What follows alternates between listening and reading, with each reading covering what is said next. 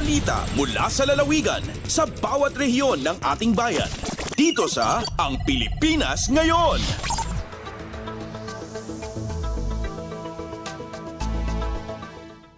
Narito na ang bugso ng ating mga regional news. Dumako muna tayo sa rehiyon ng Luzon. Automated voting machine darating sa lungsod ng Lawag sa Nobyembre. Ang kabuang ulat ihahatid sa atin ni Jude Pitpitan mula sa Lawag. Manam na maasumangpad into na Nobyembre ti baro nga automated voting machine dito sa Lawag manipod iti COMELEC National Office dahil iti nagbali na kumpirmasyon ni Lawag City Election Officer Attorney Julius Balbas. Second ni Balbas, kagindan iti panagsangpad daytoy kat iti panang testing da. Tapno makita no kasano nga operar daytoy ken no adda kadi iti problema maengkwentro bahit ti operasyon tinasoo a makina. Rumrumarabase ti memo ti COMELEC into no Nobyembre pa iterugi ti panagsursurda karag iti barangay kan pagadalan tapno ipakita wenno i-demonstrate kan mapadasan da iti baro nga makina a mausar iti panagbotos. Malaksid iti datoy inbaga ni Balbas nga addanto ti panagtraining dagiti mangisursuro nga agserbi akas sa electoral board karag iti presinto into no Marso wenno Abril. Malaik ti datoy awan pa iti may baga nga election hotspot dito sa Syudad Lawag. Addanto kunan ni Balbas ti mayuswat a Joint Security Council into no bulan ti Enero kageddan iti election period dito ipagilyan. Karaman karag iti magpartisipar iti nasaw aktibidad ken iti Philippine National Police, COMELEC ken dadumapay nga stakeholders. Manipod iti Syudad Lawag, Jude Pitpitan para iti Radyo Pilipinas World Service. Balita mula sa lalawigan sa bawat rehiyon ng ating bayan. Dito sa Ang Pilipinas Ngayon.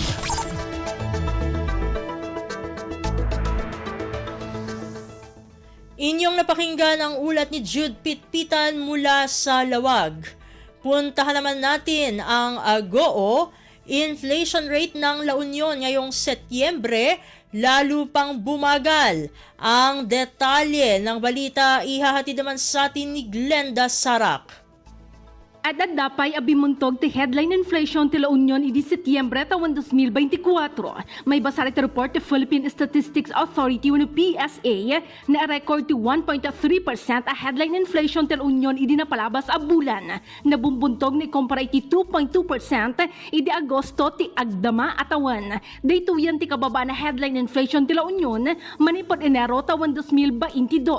Sigon iti PSA nagresulta ito iti provincial average inflation manipod Enero aginggat Setyembre 2024 a 3.3%. May basa iti waragawag ti PSA tinabumbuntog nga inflation ti probinsya idi Setyembre 2024 kat resulta tinabumbuntog nga annual increment karag iti heavily weighted food and non-alcoholic beverages at 2.3% manipod iti 3.6% idi Agosto 2024. Manipod Agoo La Union, Glenda Bakungan Sarak para iti Radyo Pilipinas World Service. Balita mula sa lalawigan sa bawat rehiyon ng ating bayan. Dito sa Ang Pilipinas Ngayon.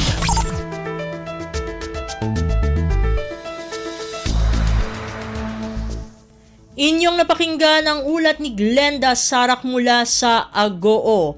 Dakuin naman natin ang Palawan. Halos 1,700 mga residente ng Balabac, Palawan na bigyan ng libreng serbisyong medikal mula sa Coast Guard Station sa lalawigan. Ang kabuang ulat ihahatid naman sa atin ni Lizelle Pilapil. Halos sa karibo may 7 kagatos nga mga tao sa barangay Sibaring sa mainland Balabac ang napabutan ni libre serbisyong medikal ang mga tawa ng Coast Guard sa probinsya iyang Palawan. Partikular ang Coast Guard Palawan sa natamong medical ug dental mission ang grupo. Parte para dya iyang ika-123 ka dagon selebrasyon iyang pagkapundar ang Philippine Coast Guard nga may temang PCG at 23 mapandig simpan ig masasarigan pakun sa mausay ig mariway nga bagong Pilipinas. Katabit sa igpaabot nga serbisyo ang grupo ay ang medical consultation, dental procedure, pagturi, random blood sugar testing, blood typing, ig minor surgeries nga sa siyam nga katao. Natabo ang dental mission sa pagnguna iyang Coast Guard Medical Station Palawan, Coast Guard Dental Station Palawan, ig Coast Guard Nursing Subunit Palawan. Ig sa pakikipagtarabiyangan denda ang lokal nga pamunuan ang Barangay Sibaring Balabac, ig MTRRMO Balabac. Arindigay sa Radyo Pilipinas Palawan, Jack Lizelle Pilapil para sa Radyo Pilipinas World Service. Balita mula sa lalawigan sa bawat rehiyon ng ating bayan. Dito sa Ang Pilipinas Ngayon.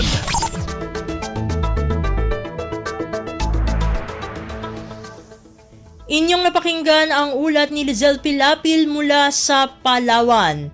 Puntahan naman natin ang rehiyon ng Kabisayaan. Filing ng Certificates of Candidacy o COCs sa Eastern Visayas naging maayos at mapayapa. Ang detalye ng balita ay ihahatid sa atin ni Daisy Belizar mula sa Borongan. Igin kalipayan pandayon nga buhatan ng Commission on Elections ang tuhay nga mahimya nga filing ng Certificate of Candidacy kung COC ha mga makandidato ha 2025 midterm elections ha bugos nga rehiyon 8. Sigon kan Regional Election Director Attorney Remlani Tambuang nga basarhan niya paglibot pagmonitor han dalagan ng filing ng COC tika nga October 1 nga October 8 wara ang toward incident nga nahitabo. Piraton man nagsalawa din COC may ada katbang samtangan iba inwara. Panawagan niya mga nagpasaka ng COC tikangan na ang preparasyon han pangampanya ngan para naman han mga botante iya ginauhag nga kilatisan ngan pumilin maupay nga mga kandidato nga pulong niya aplikante hin trabaho kun inibain kwalipikado ngan pwede maging empleyado han probinsya, syudad o munisipyo ngan anda magserbisyo hit publiko. Mula sa Borongan City, ito si Daisy Lalosa Bilizar para sa Radyo Pilipinas World Service. Balita mula sa lalawigan sa bawat rehiyon ng ating bayan. Dito sa Ang Pilipinas Ngayon.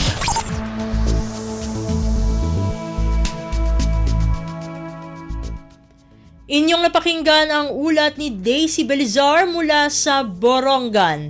Dumako naman tayo sa Sogod, 2024 National PhilGap Summit ng Bureau of Plant Industry o BPI, formal nang binuksan sa Eastern Visayas.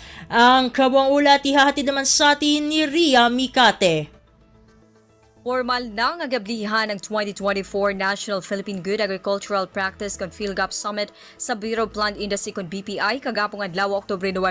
Aktual nga gipagayon kini sa Convention Center sa Dakbayan sa Baybay din gibanabana mokabat sa kapin 300 ka mga representante ug opisyales gikan sa daganang buhatan sa BPI Department of Agriculture Agricultural Training Institute sa nasod ang nisalmot.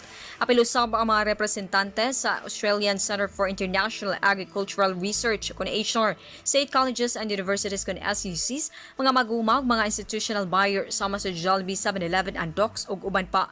Ubos sa temang pagkain sapat at ligtas, responsibilidad ng lahat para sa bagong Pilipinas, gikatakdang pagahisgutan ng mga update, mga inisyatibo gumaabot ng mga direksyon sa pagpatuman sa PhilGap sa nasod sa mga kalihukan nga mulungtad hangtod Oktubre 11. Gikan sa Radyo Pilipinas sugod kini si Ria Mikati alang sa Radyo Pilipinas World Service. Balita mula sa lalawigan sa bawat rehiyon ng ating bayan.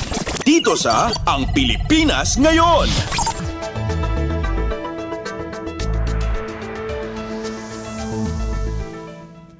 Inyong napakinggan ang ulat ni Ria Mikate mula sa Sogod. Dakuin naman natin ang rehiyon ng Mindanao. 3 araw na diskwento caravan sa Cagayan de Oro City Hall Park kumita ng mahigit 600,000 piso. Ang detalye ng balita ihahatid sa atin ni Ryan Carbon mula sa Cagayan de Oro. 21 ka manufacturers o retailers ang nakamugna og halin nga 643,590 ka pesos atol sa diskwento karaban sa DTI Region 10 Cagayan de Oro City Hall Mini Park ikan Oktubre 2 hangtod Oktubre 4, 2024. Kini nga inisyatibo nagtumong sa paghatag sa mga konsumidor sa mga kinahanglanon nga mga butang sa mga presyo nga nahiuyon sa gisugyot nga mga presyo sa tingi o mga diskwento samtang nagtanyag usab sa MSMEs nga plataporma aron maabot ang mas daghan nga mga konsumante. Ang tulo ka adlaw nga kalihukan nakadani sa 5,097 ka mga pumapalit ug nagpakita sa lain-laing mga produkto lakip ang mga grocery item, karne, mga produkto sa pagkaon ug mga gamit sa balay nga magsilbing hinungdanon nga highlight sa Consumer Welfare Month 2024. Gikan sa RP1 Cagayan de Oro City, Ryan Carbon para sa Radyo Pilipinas World Service. Balita mula sa lalawigan sa bawat rehiyon ng ating bayan. Dito sa Ang Pilipinas Ngayon.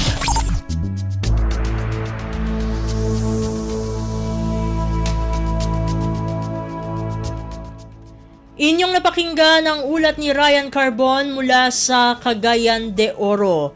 Puntahan naman natin ang Zamboanga Livestock at Poultry Fair, matagumpay na isinagawa sa Zamboanga City bilang bahagi ng mga aktibidad ng Hermosa Festival ngayong Oktubre. Narito si Shirley Espino para sa balita. Conducí na Ciudad de Zamboanga el Livestock y Poultry Fair como parte de la actividad del Hermosa Festival este mes de octubre. El 2 de actividad de organiza el gobierno local y el sector del livestock y poultry, donde también showcases del mga producto y innovación del just mga local exhibitor. Parte del mga exhibitor amo el mga sembrador, academy, agri-vet suppliers, que cada uno tiene el de la mga booth para ofrecer na publiko el diferente mga produkto y servisyo estaba na mencionado mga industriya. Objeto de la actividad del gobierno local para promotar el sustainable farming practices y darle también bastante información al público acerca el modern livestock techniques y también para soportar con el mga negosyo local. Desde aquí na RP Zamboanga, este si Shirley Espino para na Radyo Pilipinas World Service. Balita mula sa lalawigan sa bawat rehiyon ng ating bayan. Dito sa Ang Pilipinas Ngayon.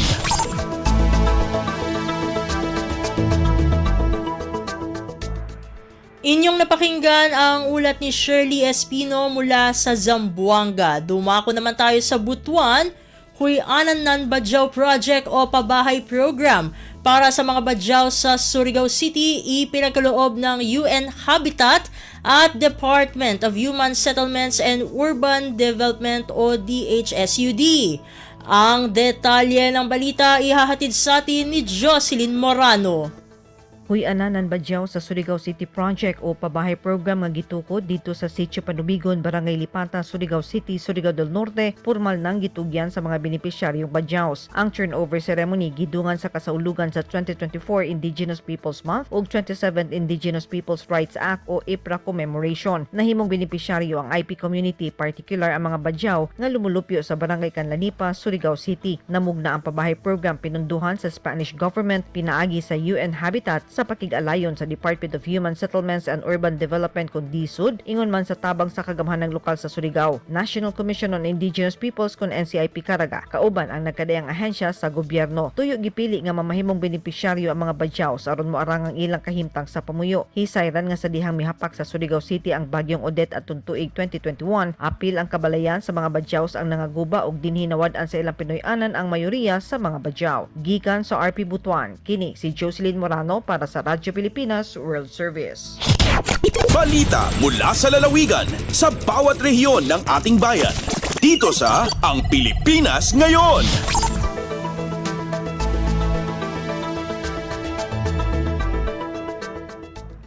Inyong napakinggan ang ulat ni Jocelyn Morano mula sa Butuan. Puntahan naman natin ang Iligan. SSS Iligan Service Office muling binuksan sa publiko. Ang kabuuang ulat ihahatid naman sa atin ni Sharif Timhar Habib Majid. Opisyal na nga giabri balik sa publiko ang Social Security System o SSS Iligan Service Office nitong Martes, October 8 sa 2nd floor lingkod Pinoy Center, Robinsons, Iligan. Sa pakiginabi kay SSS Iligan Branch Head Jose Ruel Herbieto, mingon siya nga nakahuna-huna sila nga magtukod og opisina sa kasatpang bahin sa Iligan City tungod kay layo ang SSS Iligan Branch Office nga nahimutang sa Isabel Ramiro Street, Barangay Hinaplanon. Ipamit usab ni Herbieto nga gidesisyonan nila nga isira ang maong service office sa panahon sa COVID-19 pandemya tungod kay critical kini nga mga panahon. Nanginot usab si Herbieto nga modaghan pa ang mga transaksyon human sa pag-abri og balik ug mapaduol ang mga serbisyo sa SSS sa mga katawhan. Matud sa 28 anyos nga si Jacqueline Mercado, residente sa Tomas Kabili, mas accessible ug mas duol sa katawhan ang maong service office. Dugang pa niya dili na sila maglisod sa ilahang mga transaksyon ug malikayan na pud ang double ride paingon sa SSS Iligan Branch.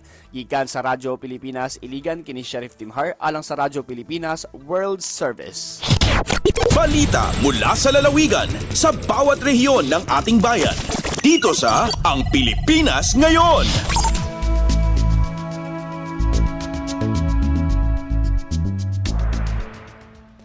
At inyong napakinggan ang ulat ni Sheriff Timhar Habib Majid mula sa Iligan. Dito na nagtatapos ang ating regional news.